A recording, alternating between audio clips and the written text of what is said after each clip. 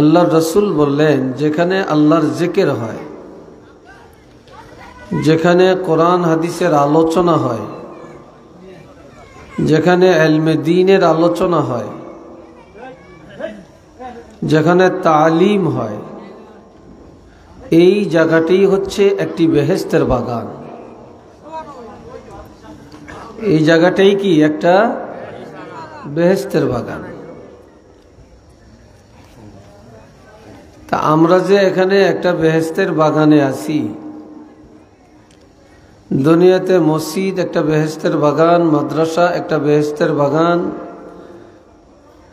তালিমের জলসা একটা বেহেশতের বাগান, জিকিরের মাহফিল একটা বেহেশতের বাগান, ওয়াজ মাহফিল একটা বেহেশতের বাগান।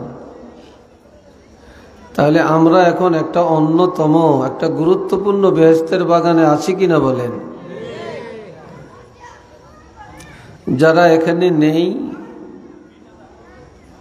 তারা বেহেশতের বাগানে আছে এই কথা বলার কোনো সুযোগ নাই। এই প্যান্ডেলটা যতটুকু, এটাই হচ্ছে একটা বেহেশতের বাগান।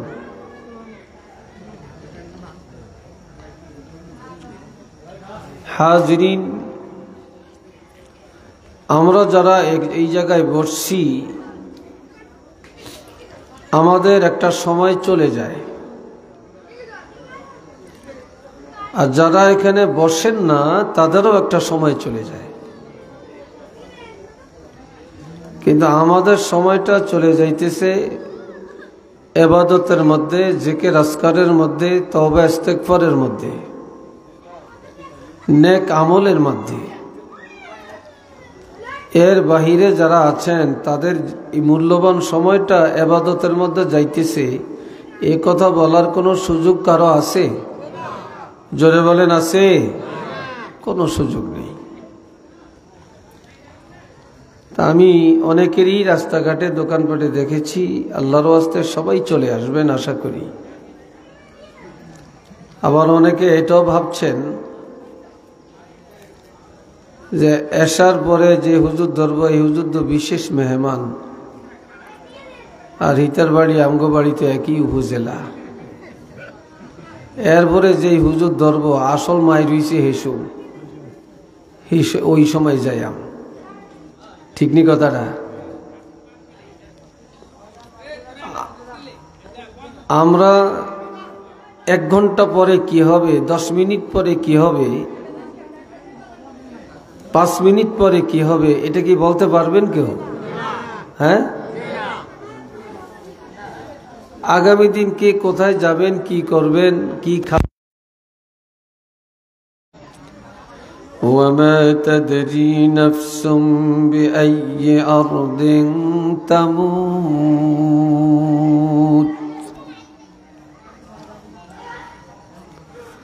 আমার আল্লাহ পাক বলেন, বান্দারে তোমরা জানো না কোথায় মৃত্যুবরণ করবে, কোন জায়গায় মারা যাবে, কোথায় তোমার কবরটা হবে। সুখের মরা মরবা না দুঃখের মরা মরবা, এটা তোমরা জানো না, এটা জানি আমি আল্লাহ। এটা কে জানেন? এর আগের আয়াতে আল্লাহ বলছেন, আর আগের আয়াতটা পুরো এক আয়াতেই, ওমা তাদরি নাফসুম মা যা তাকসিবু গাদা, যে একটু পরে কি হবে, আগামী দিন কি হবে, কোথায় যাবে, কি খাবে, কি করবে, নসিবে কি আছে, এটা তোমরা কেউ জানো না। এটা কে জানেন? এটা আল্লাহ জানেন। আবার অনেক জায়গায় 2 দিন ব্যাপী 3 দিন ব্যাপী মাহফিল হয়। প্রথম দিন যাইতাম না, দ্বিতীয় দিন যাইয়াম, আর কেউ কয় শেষের দিন যাইয়াম। আছে না এরকম? আবার কেউ আছে যে আমি প্রথম দিন থেকেই আমি থাকব। যেমন সারসিনার দরবারে 3 দিন হয় মাহফিল, সোনাকান্দার দরবারে হয়। যারা আসলে আল্লাহর পাগল, নবীর পাগল, অলি আল্লাহর পাগল, এরা আগের থেকেই যে বসে থাকে। আর কিছু নুন চাওয়াইনা আছে, এরা সময় মতো যায়। নুন চাওয়াইনা আছে না, সময় মতো যায়।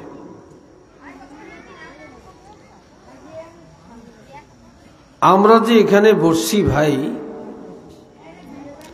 আমাদের যে সময়টা চলে যায়, এই সময়টা কি আর আমরা পাবো? চিল্লিয়ে বলেন পাবো? আর সময় কি কারোর জন্য বসে থাকে নাকি? আল ওয়াক্তু লা ইয়ানতাজিরু লিআহাদিন, সময় কারোর জন্য অপেক্ষা করে না। সময় সময়ের গতিতে চলছে, আর আমরা যেন আমাদের গতিতে চলছি।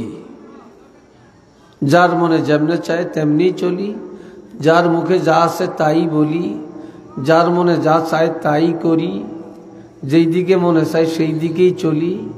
কিন্তু আমাদের একটা নির্দিষ্ট গণ্ডির ভিতরে থাকতে হবে, একটা সীমারেখার মধ্যে চলতে হবে। আমরা সেই সীমারেখাকে হদ্দে তাজাউজ করে, সীমা লঙ্ঘন করে আমরা চলতে থাকি।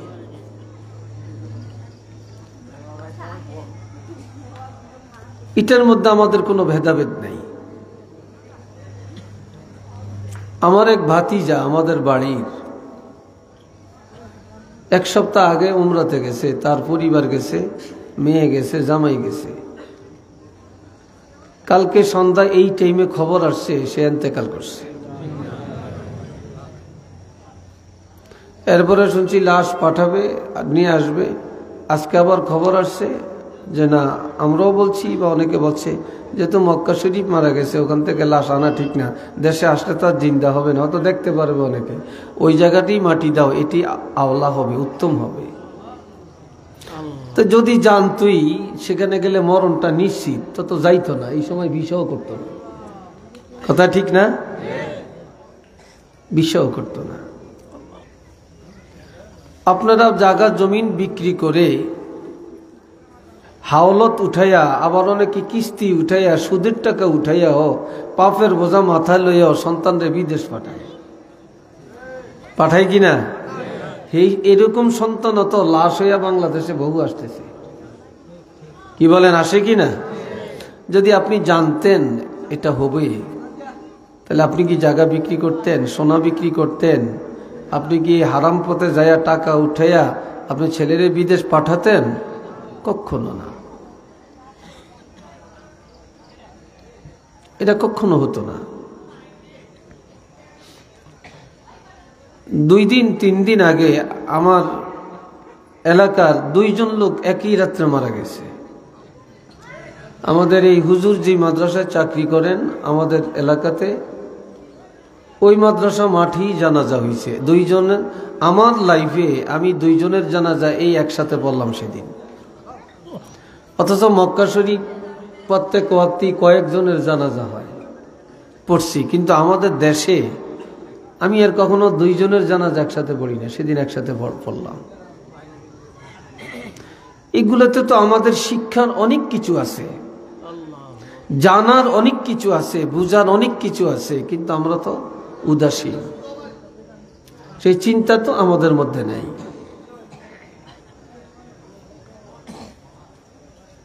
হযরত দাউদ আলাইহিস সালামের 19 জন ছেলে,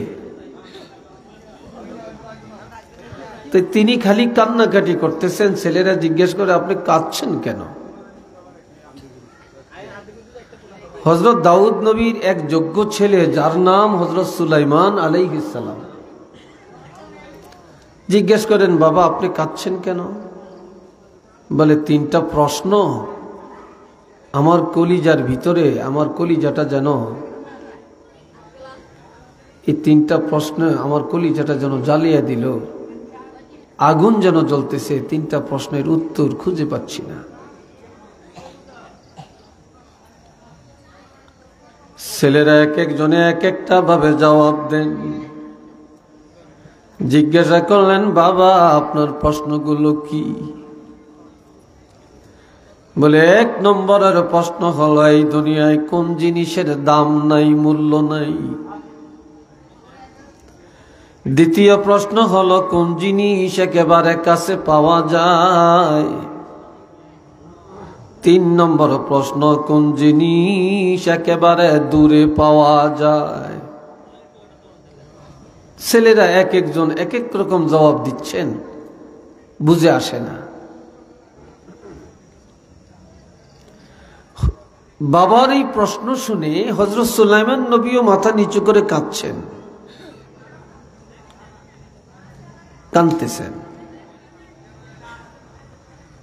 বলে, তুমি কাঁদছো কেন? নিশ্চয়ই তোমার অন্তরে প্রশ্নের উত্তরগুলো বিদ্যমান আছে, তুমি বলো। হযরত সুলাইমান আলাইহিস সালাম বলে, বাবা,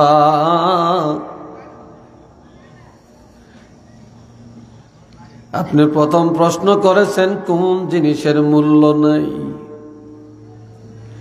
এই দুনিয়ায় যেই জিনিসের মূল্য বেশি,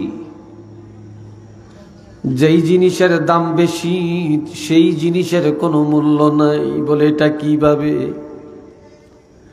দুনিয়াতে সবচেয়ে দামি হলো মানুষ।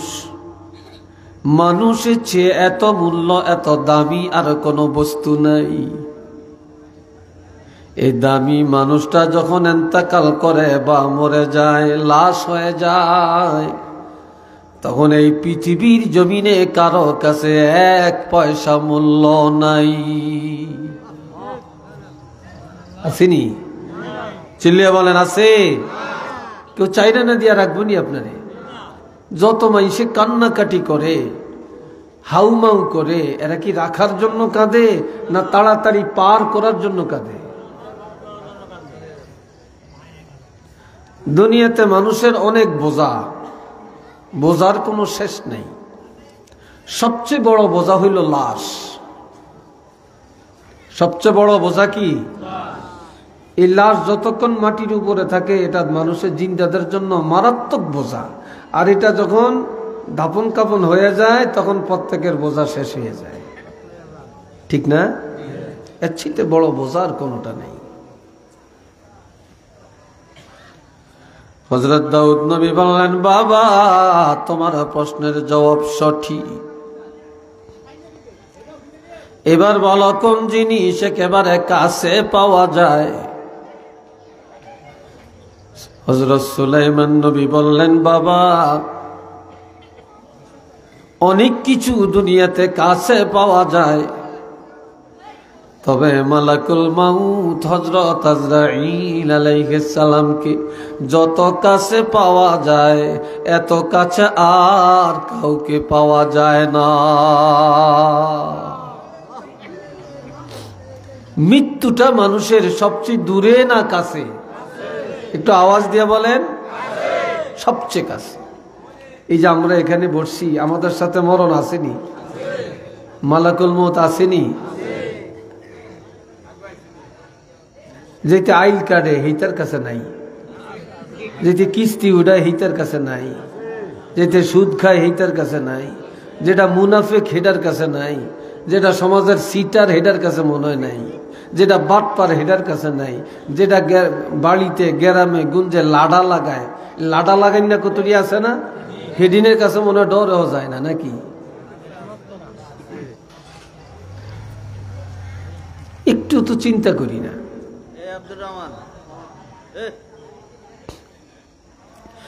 এ ভাইরা রে আমার,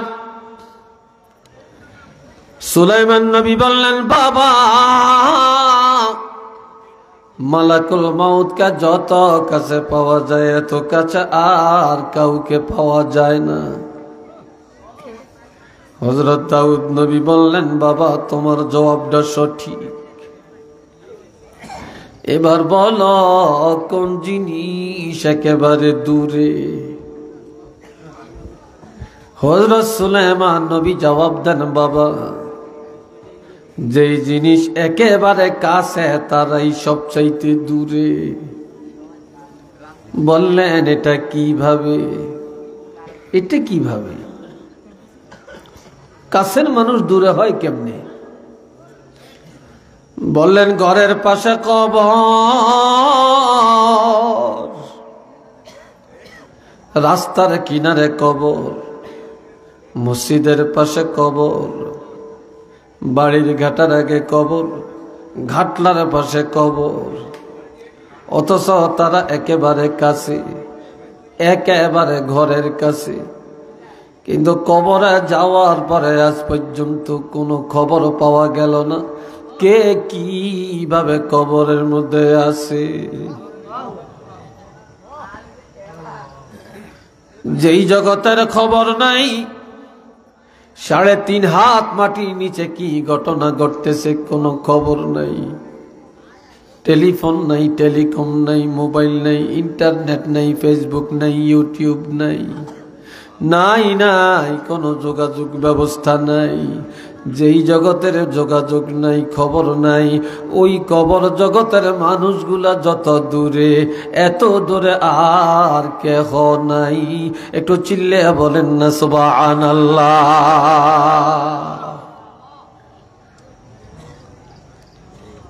আছে জোরে কোন আছে? কেউ নেই, কেউ নেই। কোন আশায় এত বাহাদুরি, এত লাফালাফি? এ বাপজান রে আমার খেয়াল করেন, জীবনে এই ক্ষুদ্র বয়সে কত মানুষের লাশ দেখলাম, কত মানুষের মৃত্যুর খবর শুনে ইন্না লিল্লাহ পড়লাম, কত মানুষের বাঁশ কাটলাম, কত মানুষের কবর করলাম, কত মরার খবর প্রতিদিন পাইলাম, কত জানাজা পড়লাম, কত কবরে মাটি দিলাম, কতবার মিনহা খালাকনাকুম এই দোয়া পড়ে পড়ে কবরে মাটি দিলাম। কিন্তু আজ পর্যন্ত আমি বা আপনি, আমরা আজও সেই শিক্ষা গ্রহণ করতে পারলাম না।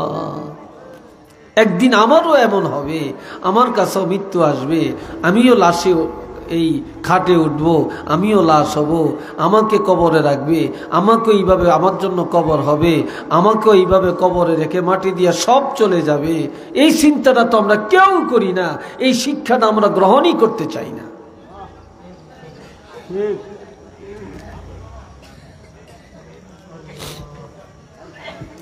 আমরা এমিহিমি চাইয়েন না। আর কেউ কারো করে মাহফিল চলাকালীন বলায় না, হাল্লে আসতে কাশি দিয়ে যে বইয়েন। তবে ওই মাঝখান দিয়ে একটা দরজা রাখার দরকার ছিল, তো মানুষ ইন্ডিয়াতে আসতে ঢুকতে পারত। দুয়ার রাখছেন এই মাথা দিয়ে একটা, এই ইন্দি ঢুকতে চায়, হি ইন্ডিয়া যাইতে চায় না। এ ভাইরা রে আমার, সবাই আমার সাথে পড়েন, মিনহা খলাকনাকুম ওয়া ফিহা নুঈদুকুম ওয়া মিনহা নুখরিজুকুম তারাতান উখরা।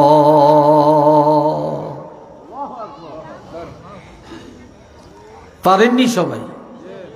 কথা কয় না, পারেন তো? এই দোয়াটা বেশি হলেন কোন সময়? মাটি দেওয়ার সময় না? এই যে মাটি দেওয়ার সময় আমরা এই দোয়াটা পড়লাম, আল্লাহ কি বলছেন? ব্যাগ কিছু লাগতো না, সারা রাত কারো ওয়াজ লাগে না, শুধু এই একটা আয়াতকে স্মরণ করবেন। শুধু এই একটা আয়াত দৈনিক বেশি না 20 বার। কয়বার? 20 বার স্মরণ করবেন। 5 ওয়াক্ত নামাজ, 4 কত? প্রত্যেক নামাজের পরে 4 বার স্মরণ করেন, অর্থাৎ আয়াতটা 4 বার পড়েন। প্রত্যেক নামাজের পরে আয়াতটা, তাইলে কয়বার হয়? 20 বার হয়নি? আল্লাহর হাবিব বলেছেন,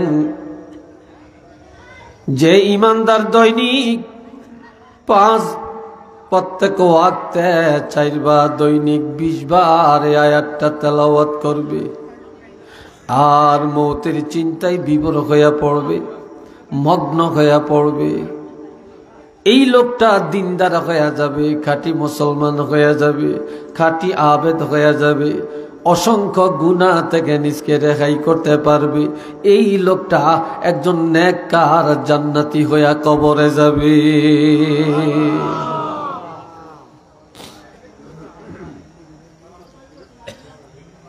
দুইটা জিনিস রাসূল বলেছেন, একটা জিনিস মানুষের ঈমানকে বাড়ায়, আর একটা মানুষের নেক আমল বাড়ায়। ক্বালা রাসূলুল্লাহ সাল্লাল্লাহু আলাইহি ওয়াসাল্লাম কাসরাতু যিকরিল মাউত ওয়া তিলাওয়াতিল কুরআন।